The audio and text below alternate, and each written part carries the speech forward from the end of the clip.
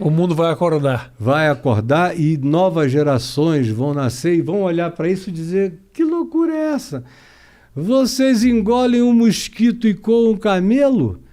Porque na realidade é isso, eles vivem engolindo camelos e coando mosquitinhos.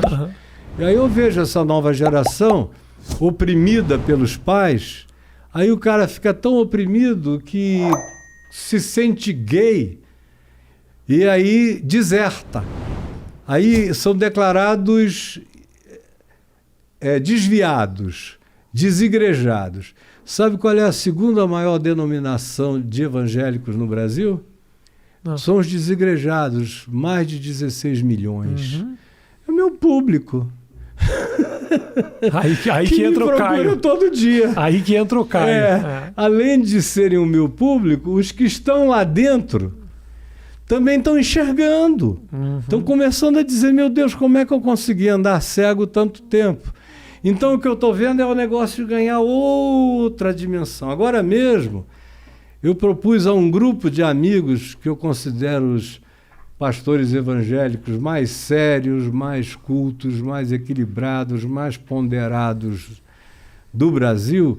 Eu convidei-os a gente formar uma fraternidade do Evangelho. Falei, não é cristã, porque a expressão, a terminologia cristã está toda corrompida, não significa nada. Cristianismo, então, nem falar. Então, nós somos uma fraternidade do Evangelho. É só o que Jesus ensinou que nos interessa. Rapaz, é gente de todo lado dizendo: eu quero entrar, eu quero entrar, eu quero entrar.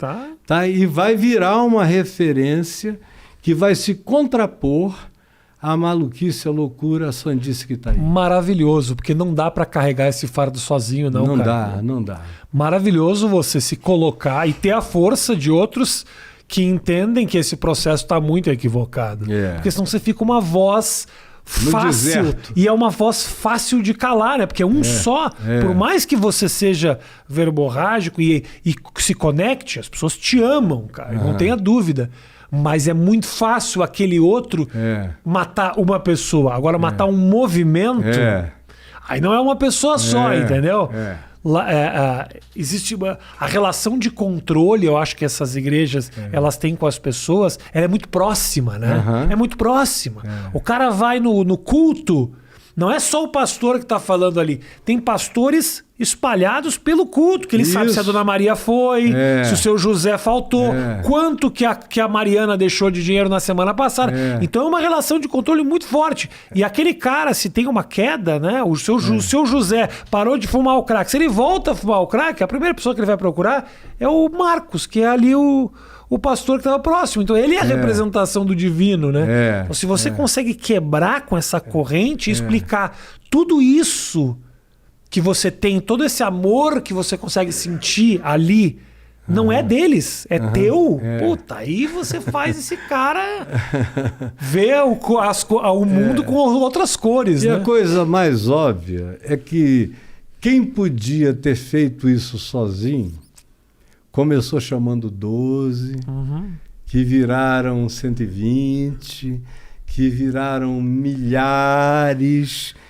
porque ele que podia fazer sozinho não quis fazer nada só, foi envolvendo, foi ensinando, foi deixando que eles aprendessem uns com os outros. E aí, meu amigo, vira uma coisa insuperável e poderosa. E ela vai acontecendo sem alarde. Vai acontecendo, por exemplo... Amor não faz barulho, né? Não faz barulho e é de graça, né? Agora, na outra associação, que assim, tomando como parâmetros, era uma espécie de CNBB evangélica, tudo era muito caro. E todo mundo contribuía, mas no final do mês eu tinha que tirar da minha organização, que era a Visão Nacional de Evangelização, no mínimo 10 mil, 15 mil, 20 mil dólares para completar, para fechar o mês, não sei o que e tal. Agora a gente está aqui, olha, como você falou no início, a gente não está batendo uma laje, a gente não está fazendo nada disso. Isso. Milhares de pessoas vão nos assistir e a revolução, imagina. Já parou para pensar provavelmente já deve ter parado para pensar. Interessante que eu abri para perguntas das pessoas aqui e tem uma pergunta que se repetiu muito aqui, que é: quando é que Jesus volta? Será que a tal volta de Jesus não é essa descoberta? Jesus está voltando todo dia, toda vez que alguém volta a viver Jesus entre os homens. Então, há muitos Jesuses. E a minha vocação, e é de todo cristão, deveria ser um pequeno Jesus na Terra. Sim. Não é? Eu quero ser um Jesusinho. Jesusinho. Do amor de Deus, espalhado por aí. Bem-aventurado seja todo aquele que entender isso. Agora, Jesus vai voltar.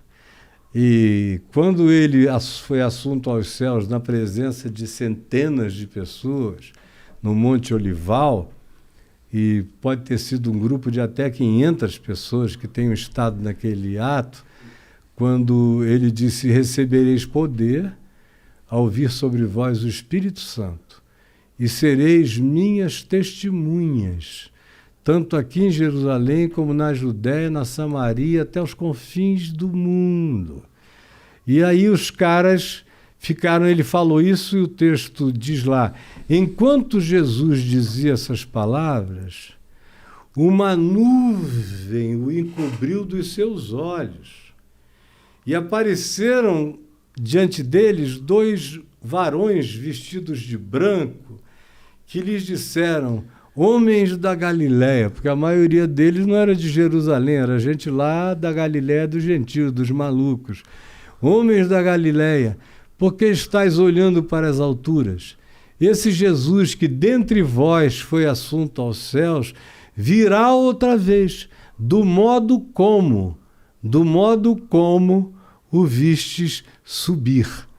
Então eu sei que ele vai voltar. Ele disse que ninguém que dissesse quando estaria dizendo qualquer coisa certa, porque é imprevisível a volta dele. E a coisa mais maravilhosa de Jesus é o que Paulo diz, que ele, sendo Deus, esvaziou-se de Deus para viver a natureza da figura e da existência humana.